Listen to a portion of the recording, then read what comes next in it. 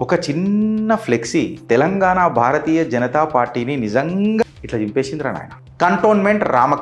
Cantonment Ramakrishna AP CM Chandrababu Naidu గారికి అత్యంత సన్నిహితుడు, బండి సంజయ్ కుమార్ గారికి కూడా అత్యంత సన్నిహితుడు. కంప్లీట్గా భారతీయ జనతా పార్టీలో ఈయనకే టెండర్లు ఇస్తారు. మాజీ అధ్యక్షుడైనా, మొన్నటి వరకు ఉన్న అధ్యక్షుడైనా.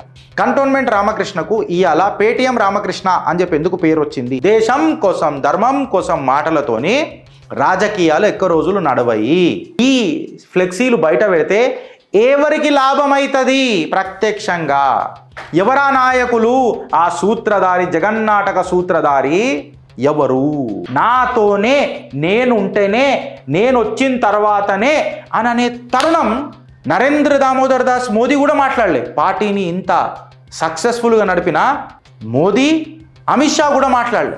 కేంద్ర మంత్రుల అండదండలు కంటోన్మెంట్ రామకృష్ణకు ఎందుకుంటుండే?